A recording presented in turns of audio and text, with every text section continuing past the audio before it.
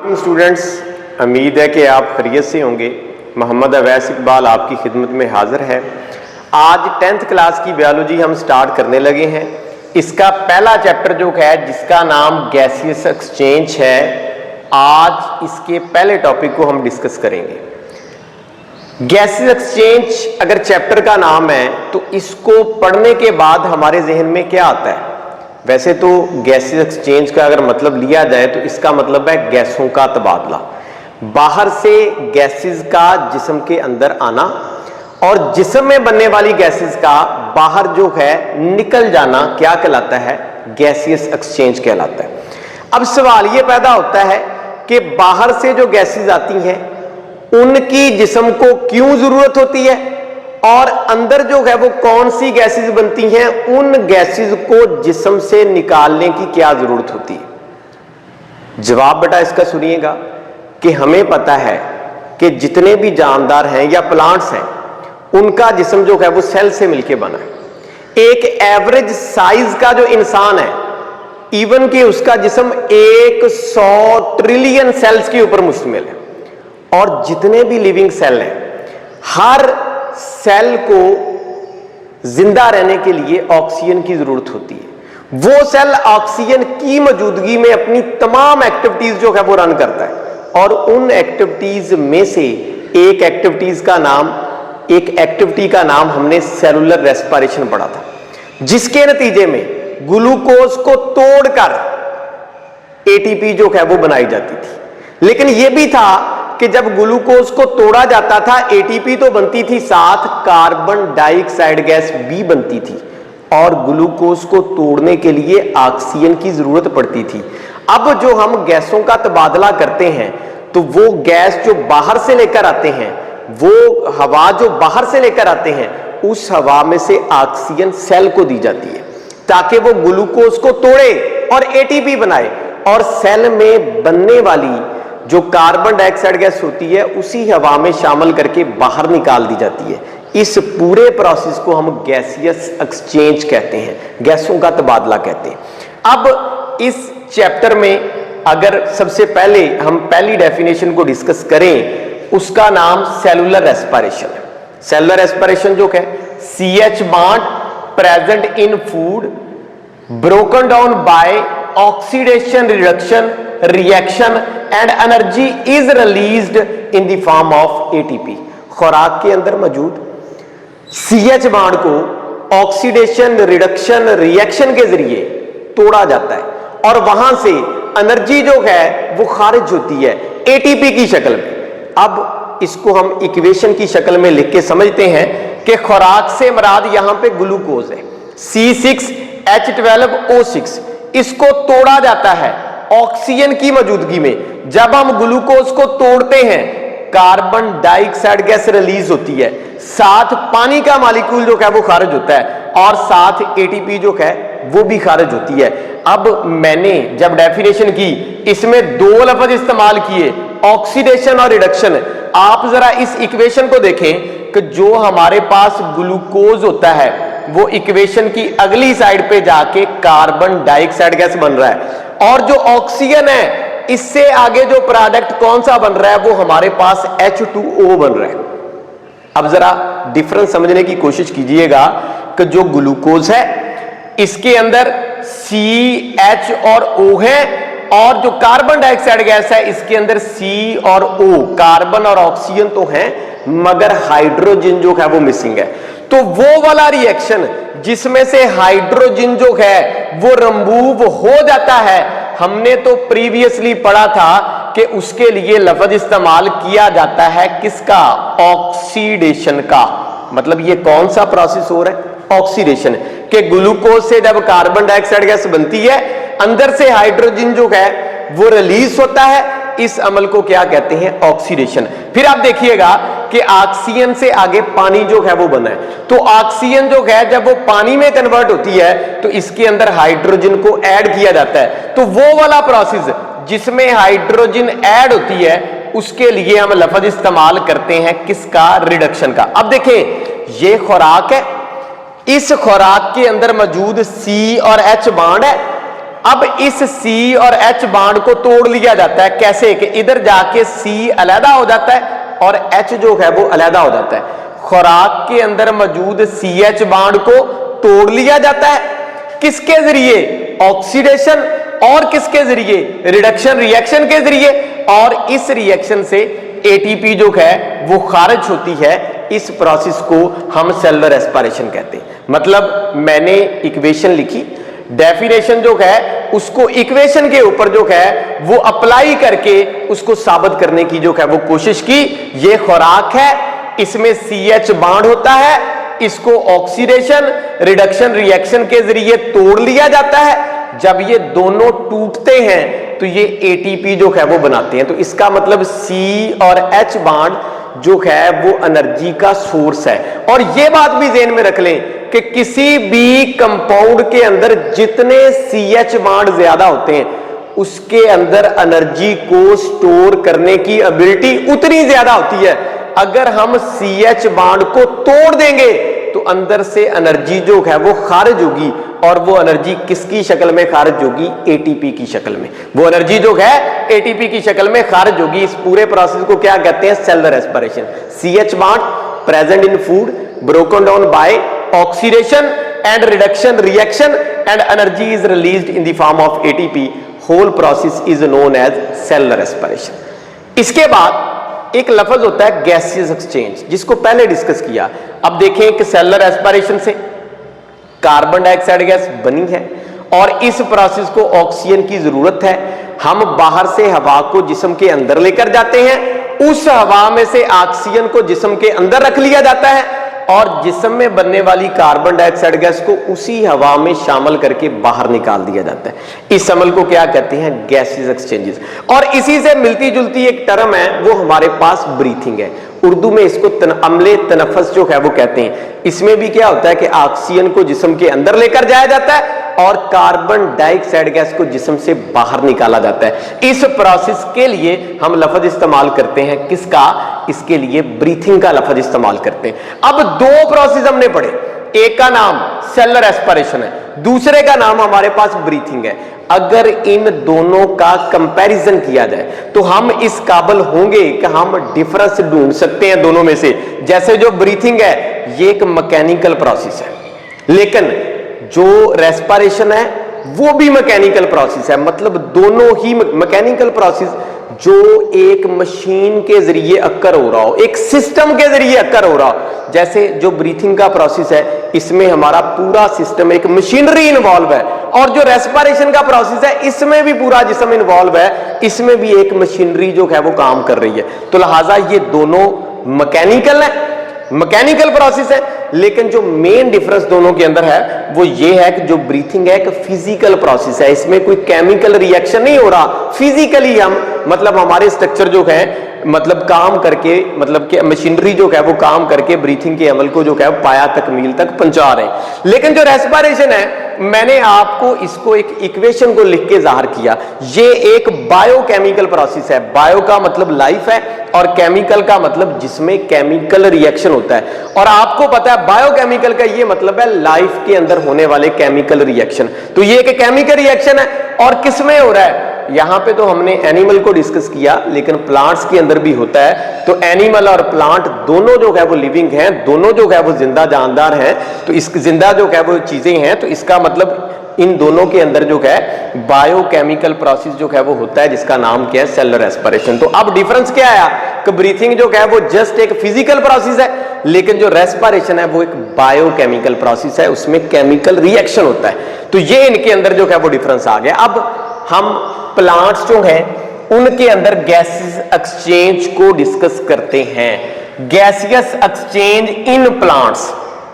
मैं आपको कहूं कि हमारे अंदर तो एक पूरे का पूरा सिस्टम मौजूद है जो बाहर से गैसेस को जिस्म के अंदर लेकर जा रहा है, अंदर से गैसेस को किधर लेकर जा रहा है? बाहर जा रहा है। जैसे नोज है, नेजल कैविटी है, फेरेंक्स है, लेरेंक्स है, ट्रैकिया, ये सारा इस चैप्टर में फर्दर हम डिस्कस करेंगे, सारा कुछ है।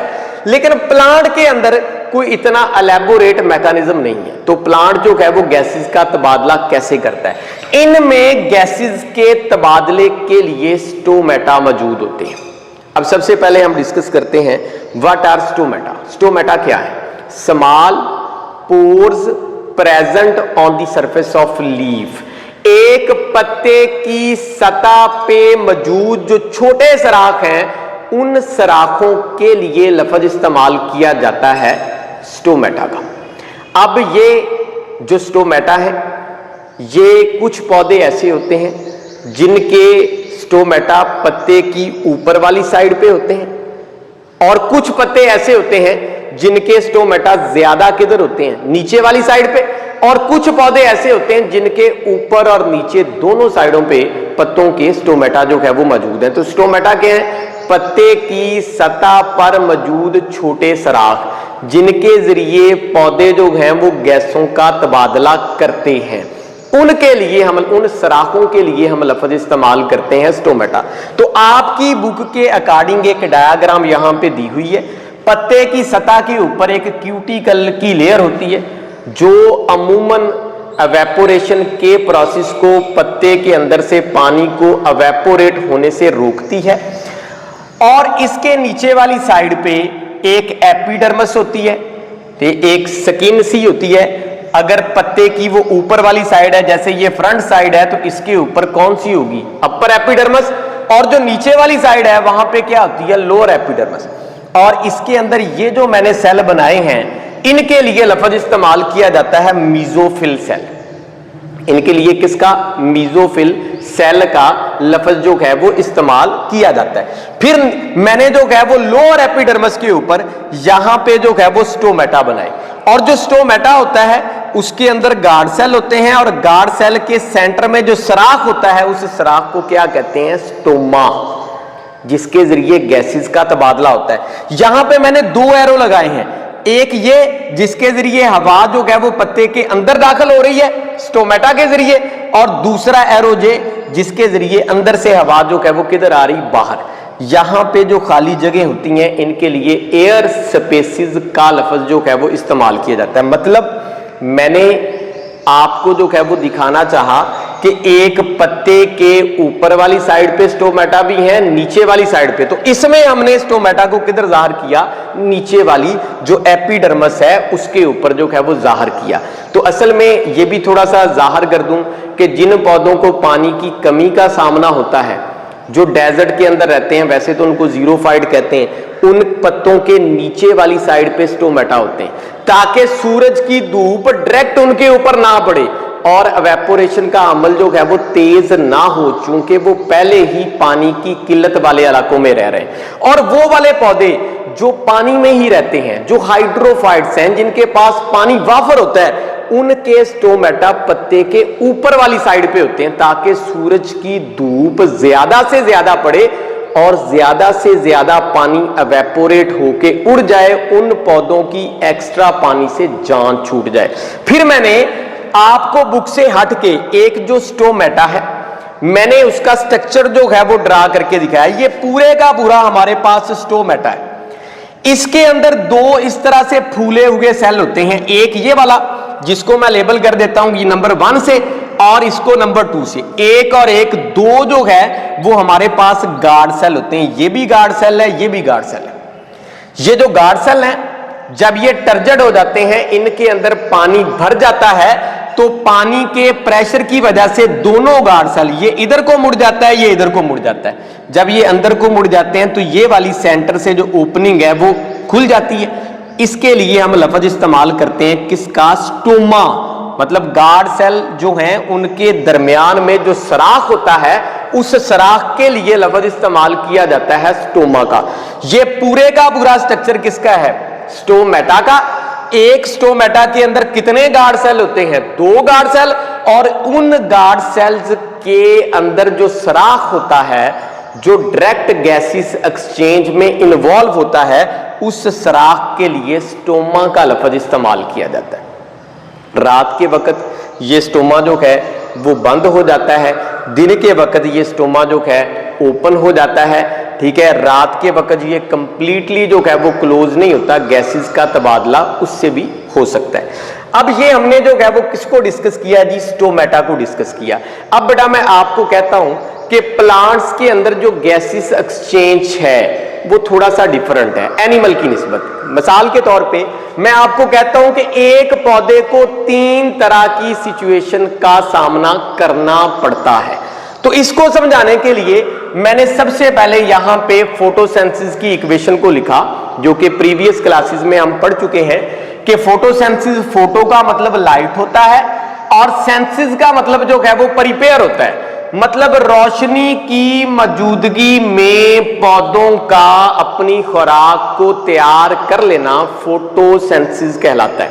Photo mean light and synthesis mean prepare करना, रोशनी की मौजूदगी में पौधों का अपनी खुराक को तैयार करना।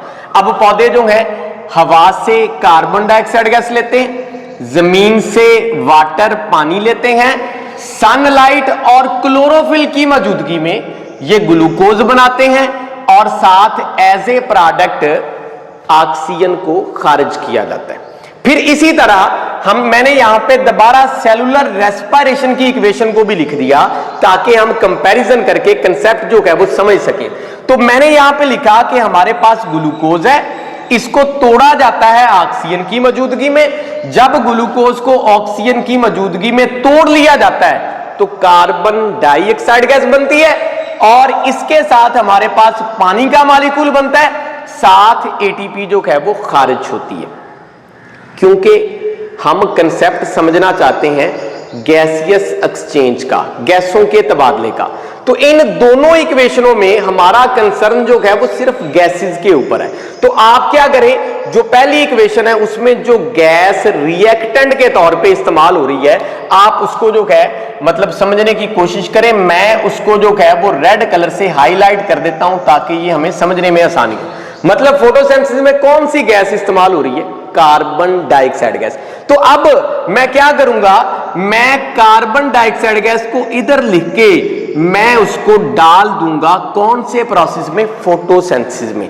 मतलब कार्बन डाइऑक्साइड गैस किस में इस्तेमाल हो रही है, फोटोसिंथेसिस। और फोटोसिंथेसिस के नतीजे में आगे कौन सी गैस निकल रही है, ग्लूकोज तो गैस नहीं है, कौन सी निकल रही है, ऑक्सीजन। तो मैं इसको हाईलाइट करता हूं, इसका मतलब फोटोसिंथेसिस का रिएक्शन हमें पैदा करके देता है, किसको, ऑक्सीजन को पैदा करके देता है। फिर बेटा सेलुलर रेस्पिरेशन, ये मैंने लिखा है सेलुलर रेस्पिरेशन, इसमें कौन सी गैस इस्तेमाल हो रही है, तो आप देखें कि जो ऑक्सीजन है वो सेलुलर रेस्पिरेशन में इस्तेमाल हो रही। तो अगर ऑक्सीजन इस्तेमाल हो रही तो मैं इस ऑक्सीजन को एरो लगा के भेज देता हूं किसकी तरफ, सेलुलर रेस्पिरेशन में। और सेलुलर रेस्पिरेशन से कौन सी गैस निकल रही है, आप देखें जी कार्बन डाइऑक्साइड गैस। तो मैं एरो लगा के इस कार्बन डाइऑक्साइड गैस की तरफ जो है वो मतलब उसकी डायरेक्शन जो है वो कर देता हूं। तो अब आप खुद देखें कि पत्ते के अंदर 2 प्रोसेस हो रहे हैं, लेकिन समझने वाली बात ये है कि ये प्रोसेस जो दोनों हैं, ये इनमें से जो एक प्रोसेस है जिसका नाम फोटोसिंथेसिस है वो रोशनी की मौजूदगी में होता है। कहने का मतलब वो डे टाइम होगा। फोटो मतलब लाइट, उसको लाइट चाहिए, उसको अक्कर होने के लिए रोशनी की जरूरत है, वो दिन के वक्त होगा। और अगर फोटोसिंथेसिस दिन के वक्त होता है तो इसका मतलब दिन के वक्त पौधे में दोनों प्रोसेस हो रहे होंगे। मैंने यहां पे 3 कंडीशंस लिखी हैं, एक लिखा है लफ्ज डान एंड डस्क, दूसरा लिखा है एट नून और तीसरी डायग्राम बनाई है एट नाइट। पहली डायग्राम कौन सी बनाई है, वो मैंने डान एंड डस्क, ठीक है जी, मैंने ये उसकी डायग्राम बनाई। ये मैंने एट नून, दोपहर के वक्त कौन सा प्रोसेस होता है उसकी डायग्राम हम उसको डिस्कस करेंगे, फर्दर नाइट वाला भी डिस्कस करेंगे। अब हम डिस्कस करते हैं एट डान एंड डस्क। पहले तो आप ये समझें कि डान एंड डस्क है क्या। सुबह जब सूरज जो है वो निकल रहा होता है, ठीक है जी, उसको कहते हैं जी डान। और डस्क मीन जब सूरज जो है वो गरूब हो रहा होता है, मतलब सूरज निकल रहा हो या सूरज जो है वो गरूब हो रहा हो, उस वक्त की सिचुएशन को डिस्कस करेंगे। पहली बात तो ये कि सूरज जब निकल रहा होता है उस वक्त सूरज की रोशनी कम होती है, और सूरज जब गरूब हो रहा होता है उस वक्त भी सूरज की रोशनी कम होती है। तो कंसेप्ट मिल गया कि जब सूरज की रोशनी कम हो उस वक्त पत्ते के अंदर कौन से प्रोसेस होते हैं। आया कि उस वक्त फोटोसिंथेसिस होती है, जी होती है। सेलुलर रेस्पिरेशन, ये तो सेलुलर जो रेस्पिरेशन है 24 घंटे चलने वाला प्रोसेस है। तो सेलुलर रेस्पिरेशन रात को भी होता रहता है, दिन को, इसके ऊपर लाइट का कोई इफेक्ट नहीं होता। लाइट का इफेक्ट सिर्फ और सिर्फ किसके ऊपर होता है? फोटोसिंथेसिस के ऊपर। तो दिन के वक्त जब सूरज निकल रहा हो या गरूब हो रहा हो, उस कंडीशन को डान एंड डस्क कहते हैं। उस वक्त आया कि फोटोसिंथेसिस होती है, बिल्कुल होती है, लेकिन एक इशू होता है, चूंकि लाइट कम है, इसलिए फोटोसिंथेसिस का रिएक्शन स्लो होगा। और जब फोटोसिंथेसिस का रिएक्शन स्लो होगा तो इसके जो प्रोडक्ट हैं, जो हमारे पास ऑक्सीजन है, जितनी बनेगी सारी की सारी किसमें इन्वॉल्व हो जाएगी? सेलुलर रेस्पिरेशन में। सारी की सारी जो है वो कौन यूटिलाइज कर लेगा? Cellular respiration. मतलब फोटोसिंथेसिस से जितनी ऑक्सीजन निकलेगी सारी की सारी किसमें शामिल हो जाएगी? किसमें यूज हो जाएगी? सेलुलर रेस्पिरेशन से। और सेलुलर रेस्पिरेशन से जितनी कार्बन डाइऑक्साइड गैस निकलेगी वो सारी की सारी किसमें इन्वॉल्व हो जाएगी? किसमें यूटिलाइज हो जाएगी? फोटोसिंथेसिस में। उस वक्त पौधे ना तो बाहर से कोई गैस ले रहे हैं और ना ही बाहर जो है वो कोई गैस निकाल रहे हैं। इसको कहते हैं कंपनसेशन पॉइंट। मतलब दोनों एक दूसरे को कंपनसेट कर रहे हैं, दोनों एक दूसरे को कंपनसेट कर रहे हैं। उस वक्त ना तो पौधे बाहर से कोई गैस ले रहे हैं और ना ही बाहर से कोई गैस जो है वो ले रहे हैं। तो जो गैस फोटोसिंथेसिस का प्रोडक्ट है वो जाके सेलुलर रेस्पिरेशन का रिएक्टेंट बन जाता है, जो सेलुलर रेस्पिरेशन का प्रोडक्ट है वो इसका रिएक्टेंट बन जाता है। तो कोई भी गैस ना बाहर से लेने की जरूरत है, ना ही बाहर जो है वो निकालने की जरूरत है। फिर हम डिस्कस करते हैं एट नून, दोपहर के वक्त जो है वो कौन सी सिचुएशन जो है वो अक्कर होती है। अगर दोपहर के वक्त जो है वो देखा जाए तो मैं आपको कहता हूं कि फोटोसिंथेसिस जब भी होगी इसके नतीजे में कौन सी गैस निकलेगी? वो हमने देख लिया, ऑक्सीजन निकलेगी। ये किसमें यूटिलाइज होगी? सेलुलर रेस्पिरेशन में। और सेलुलर रेस्पिरेशन से क्या निकलेगी? Carbon dioxide gas. वो किसमें इन्वॉल्व होगी? फोटोसिंथेसिस में। लेकिन जैसे जैसे दोपहर होती है सूरज जो है उसकी चमक बढ़ती है, सूरज की रोशनी जो है वो बढ़ती है। जब सूरज चमकेगा, सूरज की रोशनी बढ़ेगी, उस वक्त फोटोसिंथेसिस का रेट भी बढ़ेगा। और जब फोटोसिंथेसिस का रेट बढ़ेगा, रफ्तार बढ़ेगी, तो उसके जो प्रोडक्ट हैं जो कि ऑक्सीजन है वो नॉर्मल से ज्यादा बनेगी। और आपको यह भी पता है कि सेलुलर रेस्पिरेशन तो 24 घंटे एक ही रफ्तार से होता है। उसको जितनी ऑक्सीजन रात को चाहिए थी, जितनी ऑक्सीजन डान एंड डस्क के टाइम चाहिए थी, और उतनी ही उसको ऑक्सीजन जो है वो नून दोपहर के वक्त चाहिए। तो इसका मतलब दोपहर के वक्त जब फोटोसिंथेसिस का जो रेट है वो ज्यादा होगा तो ऑक्सीजन सेलुलर रेस्पिरेशन की जरूरत से ज्यादा बनेगी। और जो एक्स्ट्रा ऑक्सीजन होगी फिर उसको निकाला जाएगा किधर? एनवायरनमेंट में। किधर निकाला जाएगा? एनवायरनमेंट में। अब जरा कंसेप्ट को बेस से समझने की कोशिश करें कि अगर फोटोसिंथेसिस का रेट जो है वो दोपहर को ज्यादा होता है, वो ऑक्सीजन नॉर्मल से ज्यादा पैदा करती है, तो आप खुद देखें कि उसको फिर कार्बन डाइऑक्साइड गैस की नॉर्मल से ज्यादा जरूरत पड़ेगी। जितनी cellular respiration carbon dioxide gas पैदा करके दे रही है फोटोसिंथेसिस को, ये एनफ नहीं है। जो फोटोसिंथेसिस है उसको जरूरत से ज्यादा जो है वो क्या चाहिए? Carbon dioxide. तो जो एक्स्ट्रा कार्बन डाइऑक्साइड गैस होती है वो दोपहर के वक्त पौधे कहां से लेते हैं? एनवायरनमेंट से। तो कंसेप्ट आ गया जी, पॉइंट आ गया कि दोपहर के वक्त पौधे ऑक्सीजन खारिज करते हैं और कार्बन डाइऑक्साइड गैस को किधर लेकर जाते हैं? अंदर। तो दोपहर के वक्त गैसेस एक्सचेंज कैसे होता है कि बाहर से कार्बन डाइऑक्साइड गैस पौधों के अंदर आती है और अंदर से ऑक्सीजन जो है वो किधर निकलती है? बाहर निकलती है। फिर हम डिस्कस करते हैं एट नाइट टाइम, रात के वक्त गैसों का तबादला जो है वो कैसे होता है। आप मुझे ये बताएं कि ये मैंने पहले ही क्रॉस किया, क्या रात के वक्त फोटोसिंथेसिस का रिएक्शन होता है? नहीं होता। फोटो का मतलब तो लाइट है, ये सिर्फ तब भी होगा जब सूरज की रोशनी जो है वो मौजूद होगी। तो सेलुलर रेस्पिरेशन जो है इसको कौन सी गैस चाहिए होती है? हमने यहां पे लिखा इसको ऑक्सीजन चाहिए होती है। और इसके नतीजे में कौन सी गैस बनती है? इसके नतीजे में कार्बन डाइऑक्साइड गैस बनती है।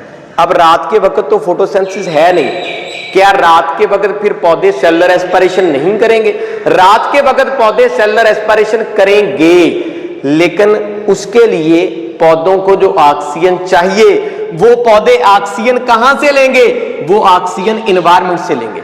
और अंदर से जो कार्बन डाइऑक्साइड गैस निकलेगी वो किधर जाएगी? एनवायरनमेंट में जाएगी। इसका मतलब पौधों में रात के वक्त जो गैसियस एक्सचेंज होता है उसमें ऑक्सीजन पौधे बाहर से किधर लेकर जाते हैं? अंदर, और अंदर से कार्बन डाइऑक्साइड गैस किधर निकालते हैं? बाहर। अब कंपैरिजन कर लेते हैं at noon and at night. दोपहर के वक्त पौधे जो है वो ऑक्सीजन छोड़ते हैं और रात के वक्त पौधे कार्बन डाइऑक्साइड गैस छोड़ते हैं। दोपहर के वक्त पौधे कार्बन डाइऑक्साइड गैस को अंदर लेकर जाते हैं, रात के वक्त पौधे जो है वो ऑक्सीजन को अंदर लेकर जाते हैं। तो ये दोनों सिचुएशन में हमने इसको डिस्कस कर लिया।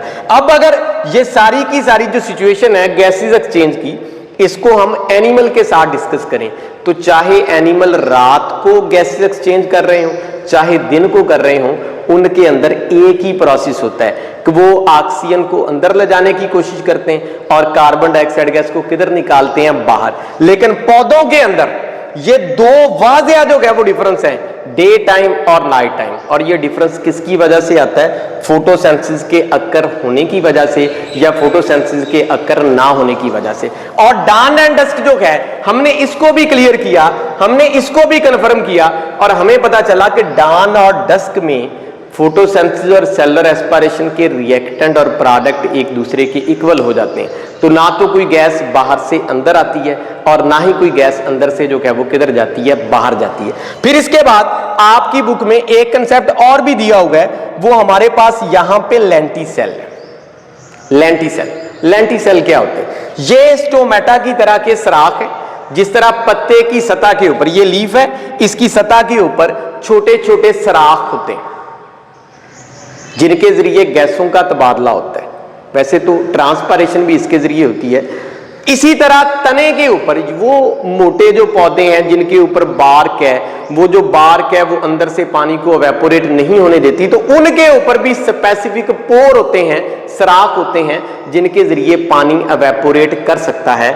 तो अगर स्टेम की सतह पे, तने की सतह पर सराख मौजूद होंगे उनको लेंटिसेल कहेंगे, और अगर पत्ते की सतह के ऊपर सराख मौजूद होंगे तो उसको हम स्टोमेटा कहेंगे। Small pores present on the surface of stem are known as lenticel and small pores present on the surface of leaf are known as stomata.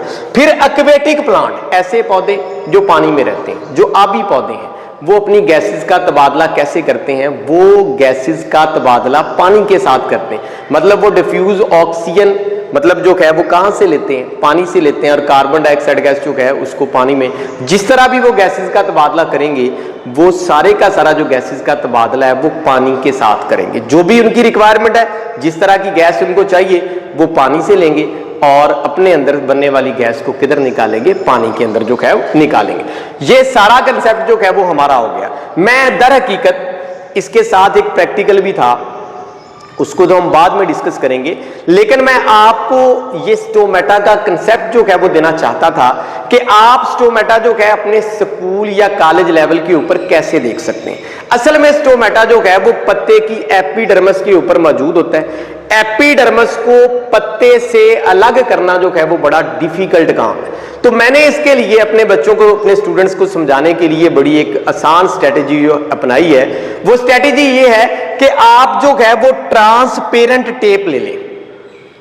ये मैंने जो है वो ट्रांसपेरेंट टेप ली है।